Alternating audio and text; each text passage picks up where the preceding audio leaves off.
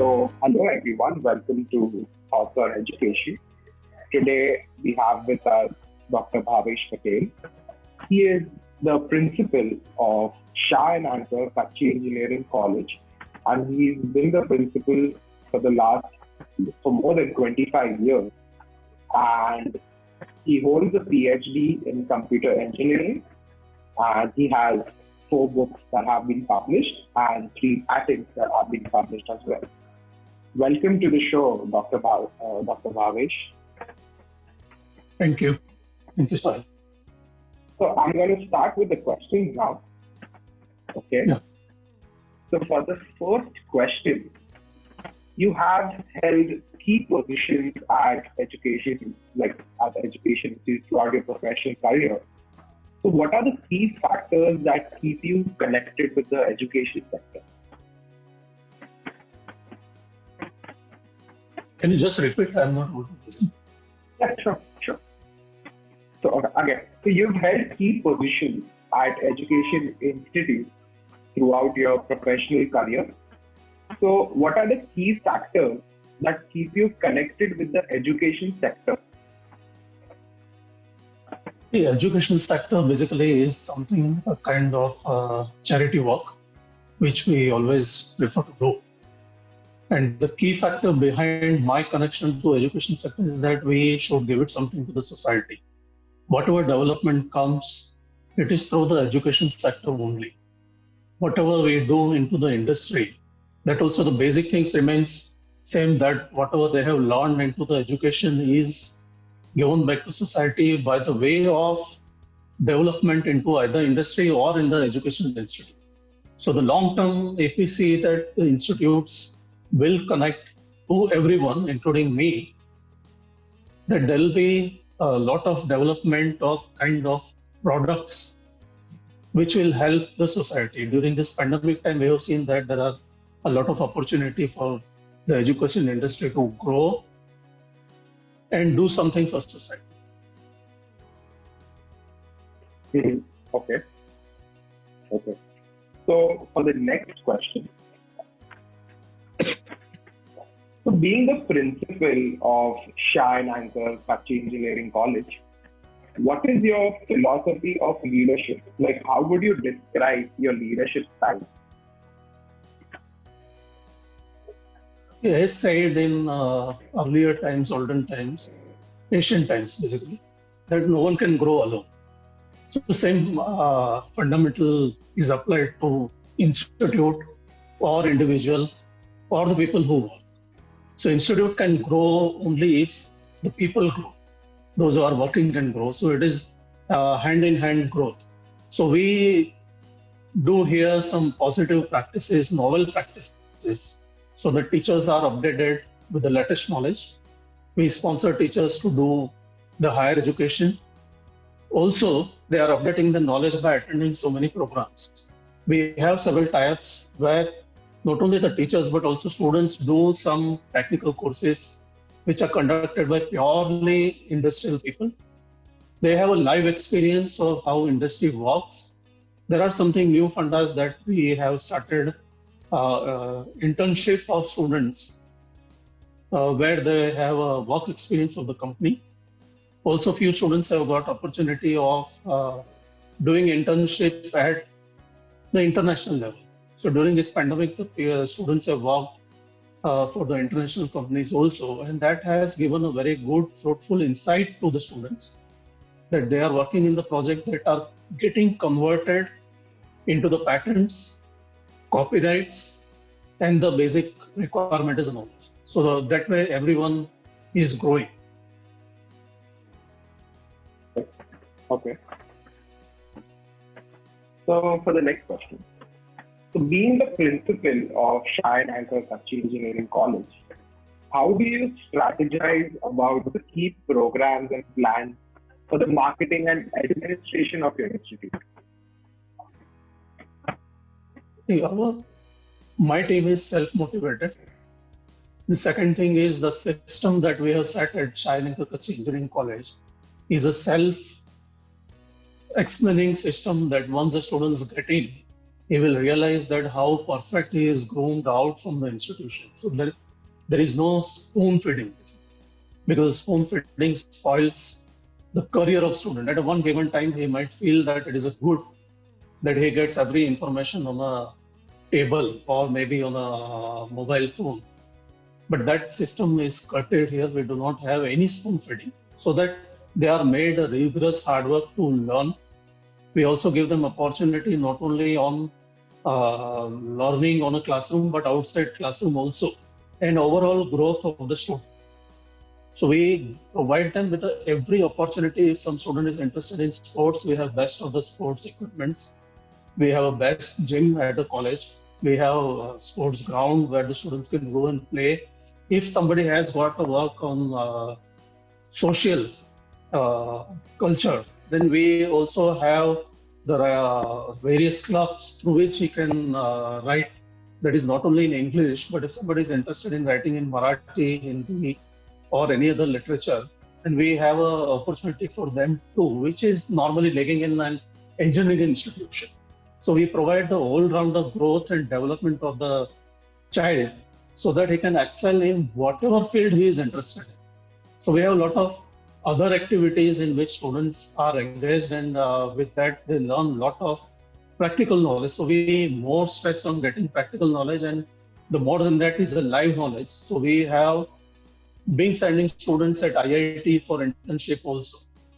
So with that, the students' knowledge base is growing, and they are easily acceptable into the market. And these experienced students who have developed products also, they have got a higher offers than the regular students who are not involved in that. So the placement with a high salary is more opportunity for the students who go through the live experience.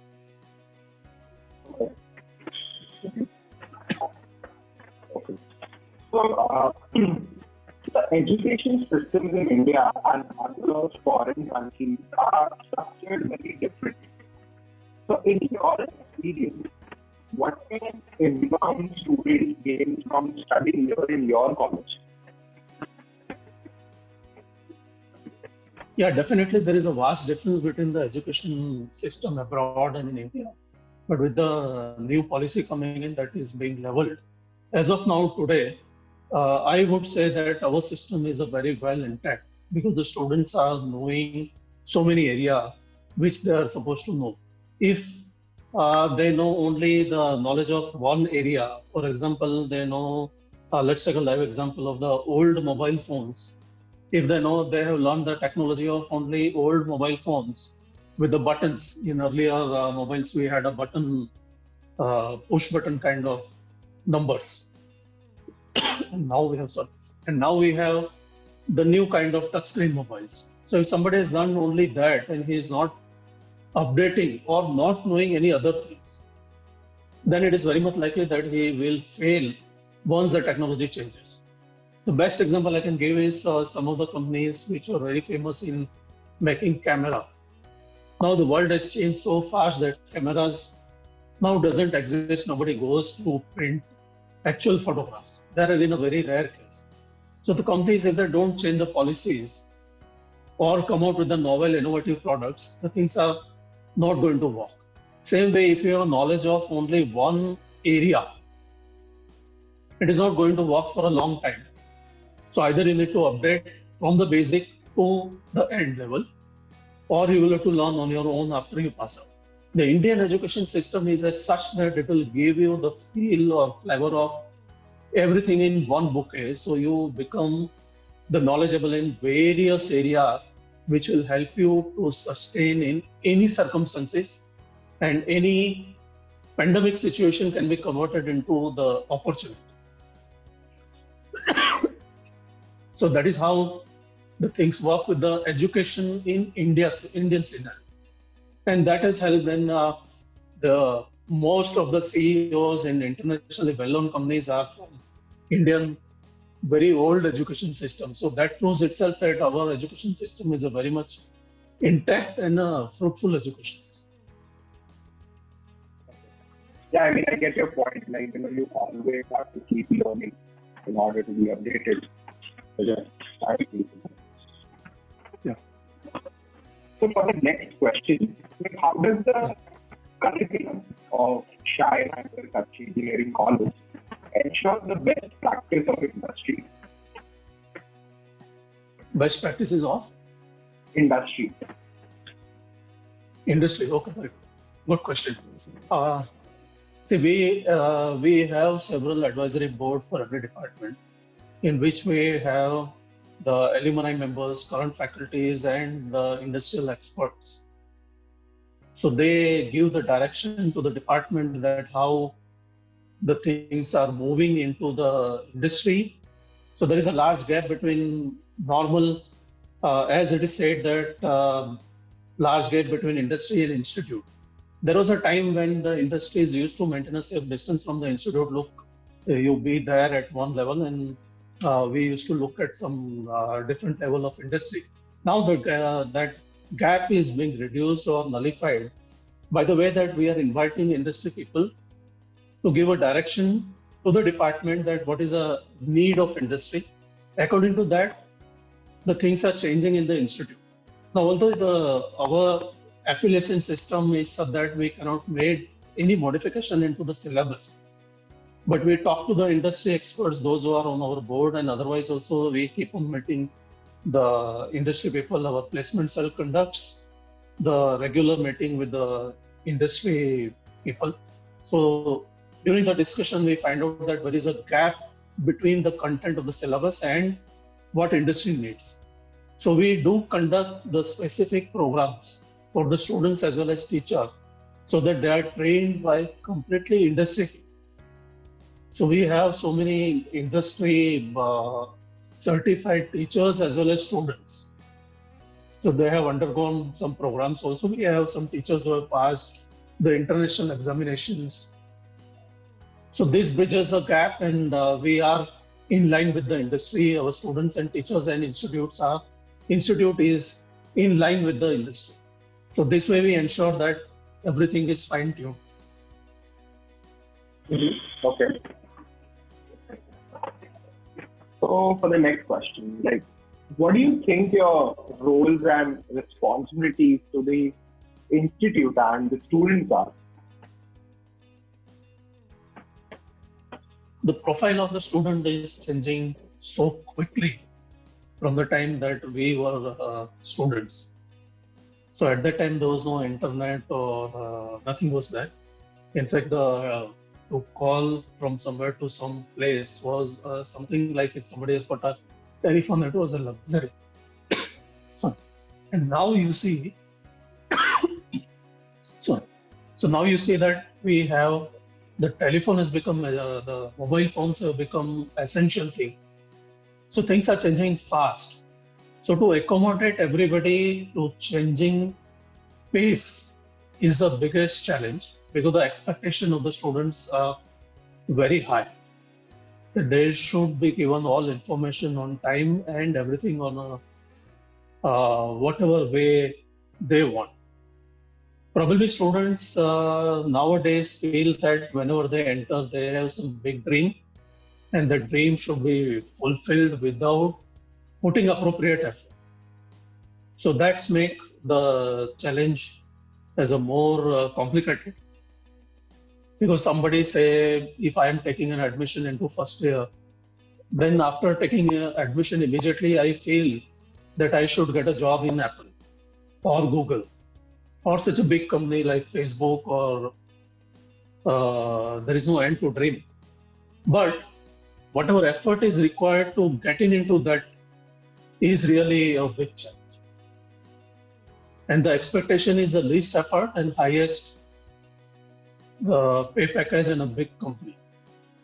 So the biggest challenge in my role is to bridge this imaginary world and the practical world, that they need to work hard. Say somebody has got some idol like, let us say Amitabh Bachchan. Then if he wants to be like Amitabh Bachchan, then he has to put the similar effort that Amitabh Bachchan has put all years together. It cannot be overnight, immediately after graduation. It can be, but if that level of effort is required.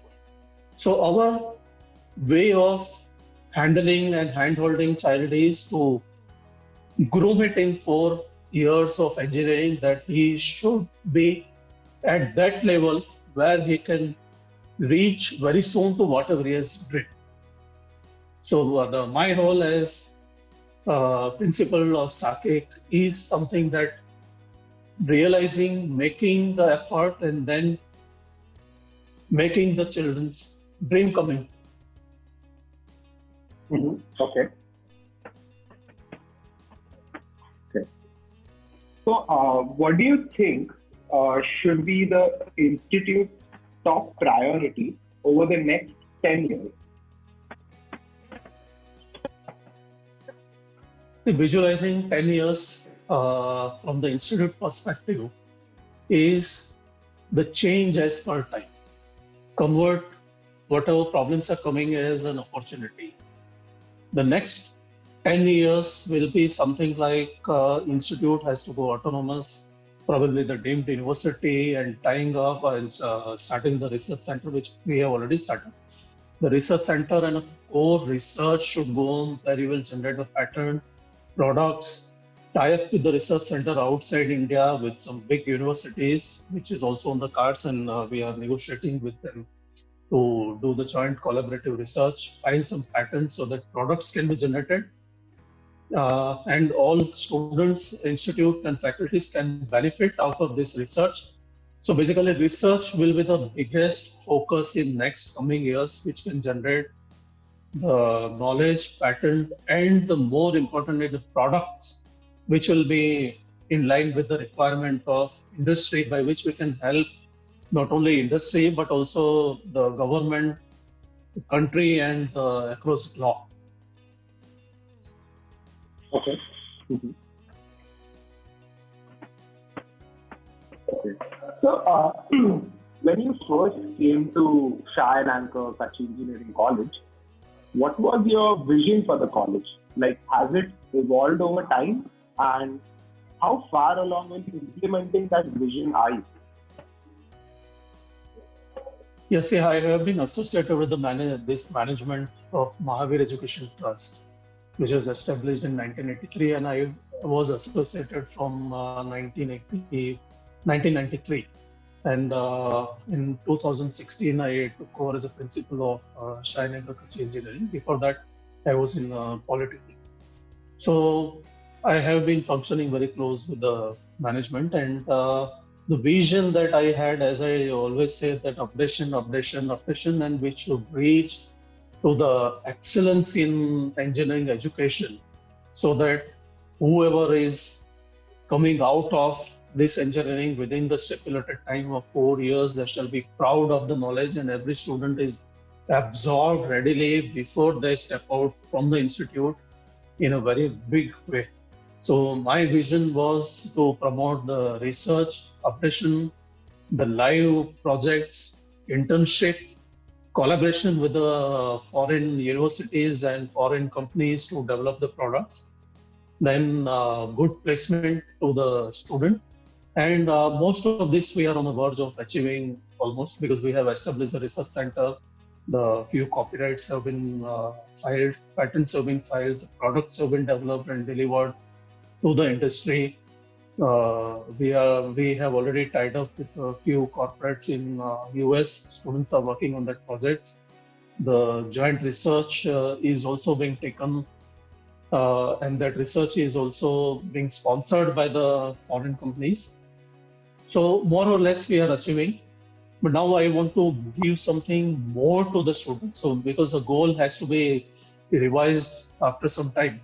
So now some more thing have to be given, that students can get better education that they plan to go after engineering in some other countries. Why can't we give the same education here? So I feel that partial education can be done in India, and then they can go abroad and study. And then the degree can be awarded either jointly or by the parent university in US or maybe some other countries. So that are what now I am looking at. Okay. Okay. So What would you like people to know about your institute that they may not know? So probably the last few years we have changed a lot as per the requirement of time. The biggest thing is a research cell, which is outperforming, and the placement, which is also increased at a very large level. The internship which we are offering to students, sometimes it is paid to a good extent, maybe around 20,000 per month and so on.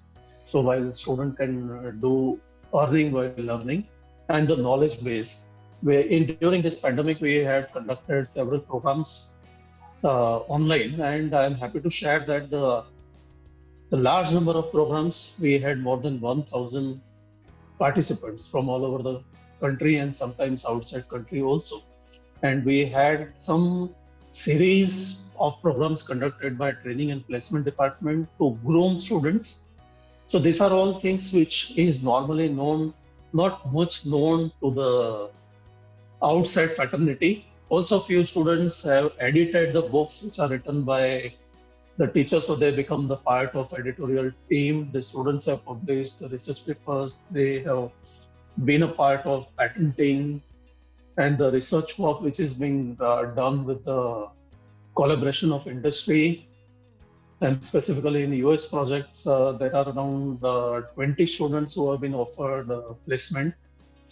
And during this pandemic time, in fact, when other institutes might be striving, we have a very good placement during this pandemic time specifically.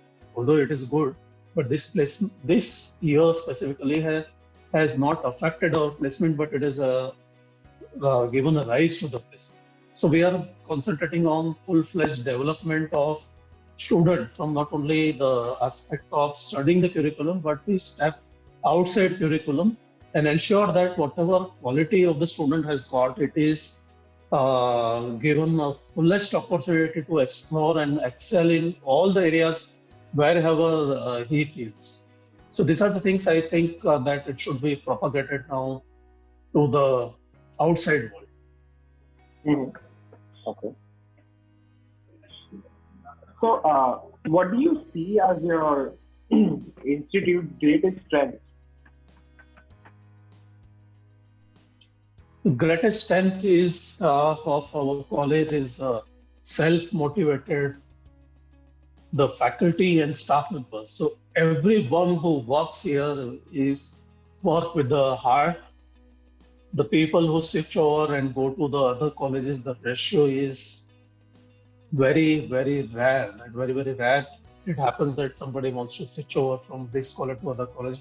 In fact, there are so many people who wants to join the college. So that is the greatest strength, that people work wholeheartedly, do the rigorous work, and with the quality work. So my team is the biggest strength, and also the students. Students also are given the opportunity to work in various areas, and they also outperform. So students and faculty and the staff members all together, including management, is the greatest, the source of inspiration for everyone actually on the campus. So every individual is the strength of the institute. Okay. Yeah. Okay. So for the next question, what are some of the biggest challenges that you see? So both for like higher education in general and for Shah and Anchor College specifically. Yeah, challenges is something which the mindset of the students, as I told earlier, that mindset of the students are now reluctant in doing hard work. But we are lucky that we get a cream of students who are always ready to do the hard work. But in general, definitely that is a challenge. The follow-up that is rigorously required. So that is done by the mentoring system. At our college, we have a good mentoring system. For every 20 students, we give one mentor so that the student and parent can be with the touch. The another challenge which we are finding with the student is the high level of expectation that this is not my work. This is to be done by somebody, and somebody should give them the information. So it is basically they expect that it is a spoon feeding kind of thing. That is the biggest challenge for the undergraduate student. For the higher education, the challenges differ.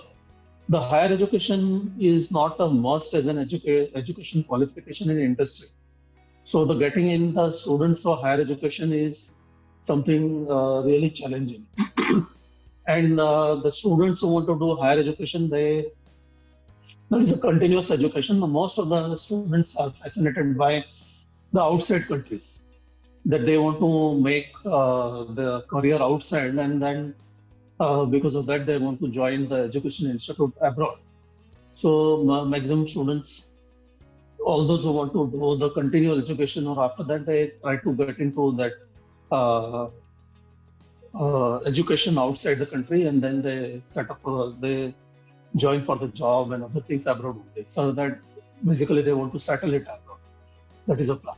So getting in Indian institutions, the higher education is really challenging, but the government is also taking care of that, and they are updating the syllabus in such a way that the students will get a better opportunity in India itself.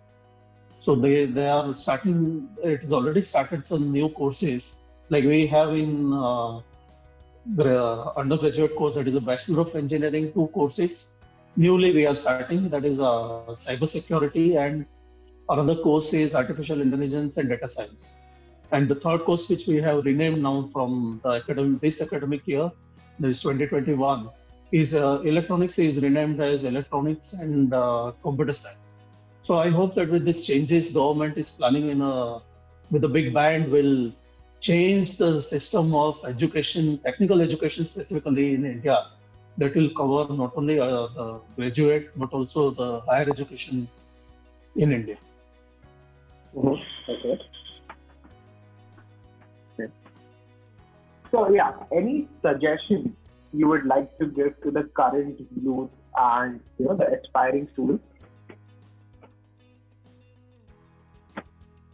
I would like to say only one thing, that whatever is their goal, they must strive hard.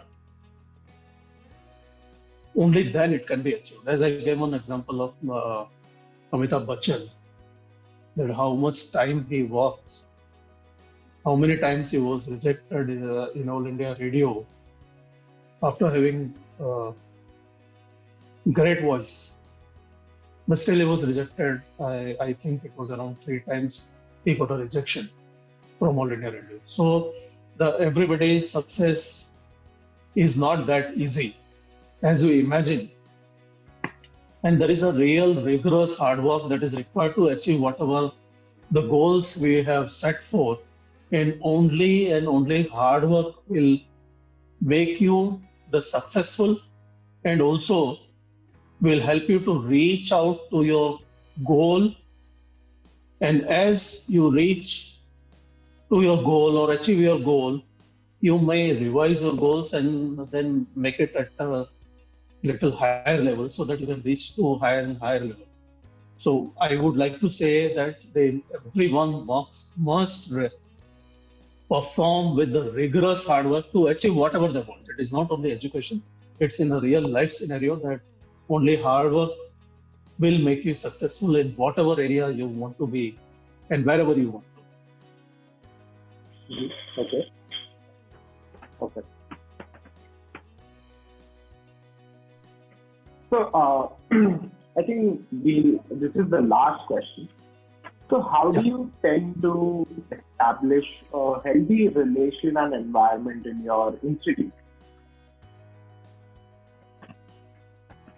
Yeah, see, as far as health is concerned in general, during this pandemic, we have taken a lot of measures, more than whatever we could do,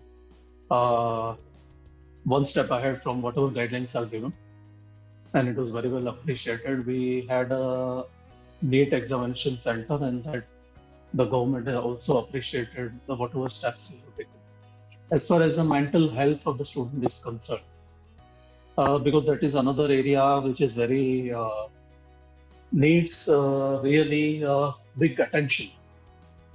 And we have the counselor which takes care of this particular area, which is very sensitive.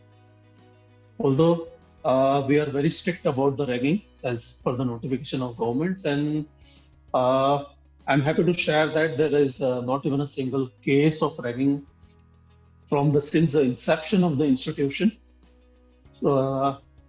If any student has got any problem, we have a grievance cell through which it can be addressed. Same thing with the faculties also, we have established a grievance mechanism through which any grievance can be solved. The counselor has a major work of attending students' problem, and they are available here on campus. So they can schedule an appointment with the counselor, and the counselor guides properly the student because they are all very well qualified and experienced counselor. If required, then we talk to the parents also and guide them that how to go ahead. So this creates a really good impact, and students and parents have really appreciated the steps that we have been taking so far. And this services outside cost a lot, but we are providing this all at free of cost. So no charge for even counseling also. And it is the complete confidentiality is maintained. The data or the conclusion of the counseling is not shared to anybody except the student himself, or the if required or partially it is shared with the parents, and we guide them. So this is the way that we ensure that everything on the campus, everybody on the campus feel that they are in safe hand. Okay. So, thank you so much for this interview. I feel this was very informational and I would say inspiring for all those who are going to hear this interview. Any words you would like to say? No, I thank you very much, Mr. Sahil, for being with me and for interviewing me. And I must thank all the viewers for the patience and patient listening and listening to my view. And I hope that the students, whoever it may be, the viewers also, will help. This insight will help them to build their career and life also, and wish that their dreams may come true very fast in a rapid way. Thank you indeed, all of you. Thank you.